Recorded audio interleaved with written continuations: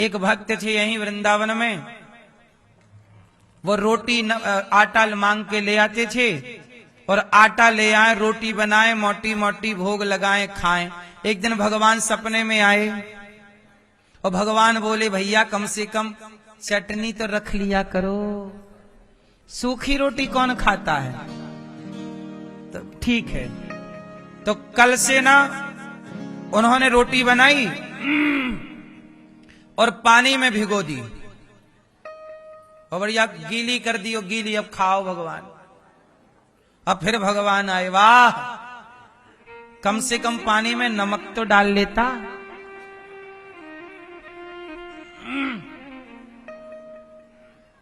तो भक्त, ये सच्ची घटना भक्तमाल में लिखी है।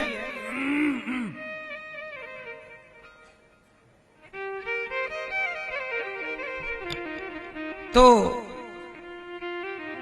पूज्य सनातन गोस्वामी जी उन्होंने कहा, प्रभु आपकी जीभ ना छटोरी हो गई है, हम तो सूखी रूखी खा के आपका चिंतन कर रहे हैं। आज आप कह रहे हो नमक ले आओ, कल आप कहोगे घी ले आओ, कल आप कहोगे मक्खन ले आओ, कहां से लाएंगे? केवल नमक लाएंगे बस। अब भिक्षा मांगने गए तो आटा मांगा, अरे मैया हमारे ठाकुर को, हमारे भगवान को नमक की इच्छा है, नमक है, एक ढेला नमक दे दिया। अब आज रोटी बनाई साधु जी ने और रोटी के पास नमक रख दिया, ढेला, लो प्रभु नमक का रोटी का भोग लगाए, आओ भोग लगाओ मेरे भगवन। खा रहे हैं भगवान, हरे राम राम राम। फिर सपने में आए, चटनी वटनी पीस लिया करो, टमाटर की ही सही। अब प्रभु कहां टमाटर लाएं? कोई टमाटर थोड़ी भिक्षा में देता है, और टमाटर खरीदने के मेरे पास पैसे नहीं है। मैं तुम्हारा भजन करूं कि रुपया कमाऊं? मेरे से ना होगा। तुम अपना दूसरा भक्त ढूंढ लो खाने पीने वाला, मैं आपका सूखा रूखा जो वो स्वीकार करो और मैं आपका चिंतन करूं। सत्य घटना है कि ये यमुना जी एक बंगाल का एक व्यापारी, नदी के पहले ना नदियों में बड़ी बड़ी जहाजें चलती थी, नदियां पहले बड़ी विशाल थी। तो यमुना जी के पास से कपूर भर करके, मतलब नमक भर के जा रहा था वो, कुछ भी उसकी जहाज में था। और ये आगरा की मंडी उस समय बड़ी, क्योंकि उस समय राजधानी आगरा हुआ करती थी। उस समय भारत की राजधानी क्या हुआ करती थी? एक समय पर मुगलों के शासन काल में जब शाहजहां इत्यादि थे, उस समय शाहजहां के टाइम पर भारत की राजधानी क्या हुआ करती थी? भारत की राजधानी आगरा हुआ करती थी। तो आगरा में खूब बढ़िया था सब कुछ।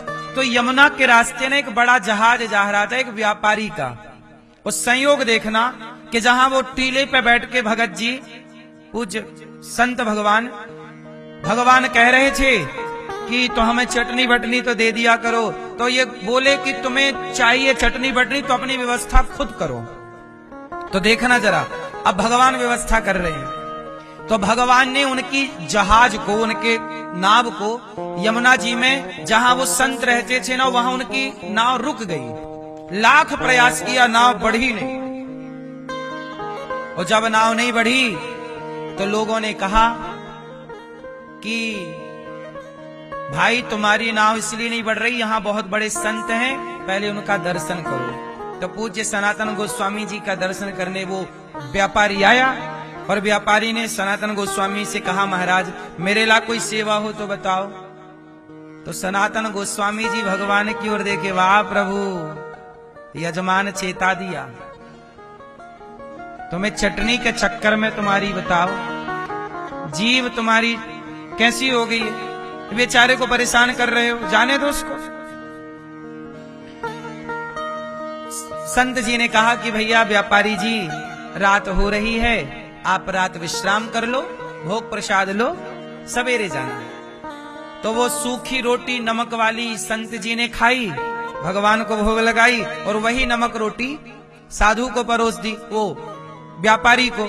अब व्यापारी नमक रोटी खा, उसके गले ही ना उतरे, सूखी रोटी। और संत जी खूब प्रेम से खा गए। और वो भजन कर रहे हैं, सब सो रहे हैं, संत जी नाम जप कर रहे हैं, श्रीमन नारायण कृष्ण कृष्ण। अब हुआ ये कि उस सेठ को रात में सपना है, भगवान जी, भगवान बोले सुनो, तुम्हारी नाव में जो माल है, जो चीजें हैं, उसकी कीमत ज्यादा होगी, हम तुम्हें ज्यादा प्रॉफिट दिलवाएंगे, पर यहां वचन दो कि तुम इस भगत के लिए हमारा एक मंदिर बनाओगे और यहां सेवा की व्यवस्था खाने पीने की तुम करोगे। वो हमारा साधु भगत कहां जाएगा कमाने, तुम वचन दो तो नाव भी छूटेगी और तुम्हें प्रॉफिट भी मिलेगा। अब सेठ जी ने वचन दे दिया। मथुरा यहां से गए नाव लेके आगरा, उनके बहुत पैसे मिले, खूब प्रॉफिट हुआ, और वो सेठ बढ़ने लगा, दिनों दिन उसका कारोबार। उन्हीं के द्वारा आज भी जब आप परिक्रमा लगाते हो ना, तो यमुना जी के पास 2 मंदिर लाल कलर के, एक छोटा एक बड़ा, जो दिखाई पड़ते हैं, ये उन्हीं सेठ जी ने बनवाया था, और वहीं पूज्य संत जी रहते थे। और फिर सारी जिंदगी की खाने पीने की व्यवस्था उन्हीं सेठ जी की ओर से वहां पर होती है। उस मंदिर में सोने के 2 कलश लगे थे ऊपर, बाद में वो चोरी हो गई। तो ये इतिहास है यहाँ का कि भगवान को खाना था तो भगवान ने व्यवस्था कर ली। कुल मिला के कहना ये है कि आप भगवान से प्रार्थना किया करो कि प्रभु जो आपको खाना है वो आप व्यवस्था कर दीजिए, जो आपको खाना है। आप यदि हमसे नमक रोटी, देखो हम तो नमक रोटी खिलाएंगे भगवान को, यदि आपको नमक रोटी खाना है तो ये रही नमक रोटी, 56 वो खाना है तो आप व्यवस्था करो। तो गौरी गोपाल भगवान को जो खाना है, गौरी गोपाल भगवान ने अपनी व्यवस्था खुद कर ली। और गौरी गोपाल भगवान बोले केवल मैं नहीं खाऊंगा, मेरे सारे भक्त भी खाएंगे। तो आप सब जो खाते हो दाल चावल सब्जी रोटी गौरी गोपाल में अखंड रसोई में, वो आपको स्वयं भगवान व्यवस्था करते हैं आप लोगों की। आप माने इस बात को ना माने, पर आप सबकी व्यवस्था भगवान करते हैं। ये बात सही है कि गलत है?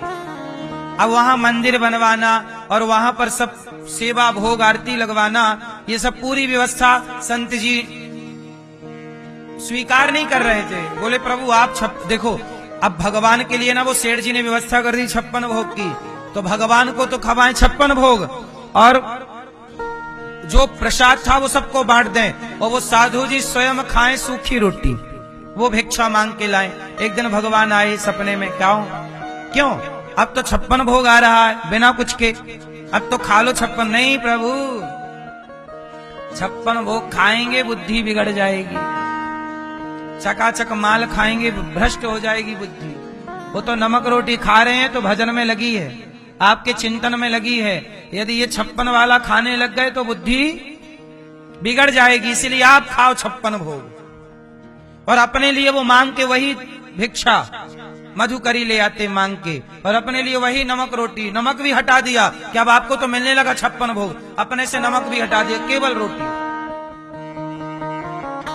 केवल रोटी खाते। ऐसे भजन करने वाले साधकों पे भगवान रीझ जाते हैं, और ऐसे भक्तों के आगे पीछे भगवान डोलते हैं। तो प्रार्थना ऐसी करनी चाहिए, हे प्रभु जो आपको देना। ये बात सच्ची है, जब जो मैं खाता हूं, ये दास अनिरुद्ध जो खाता है भोग लगा के खाता है, तो मैंने भगवान को यही तो कह रखा है कि आज आप जो खाओगे, जो मुझे खिलाना है, वो आप जो आपको खाना है वो आप मंगवाइए, और जो आपको खाना है वही हम खा लेंगे।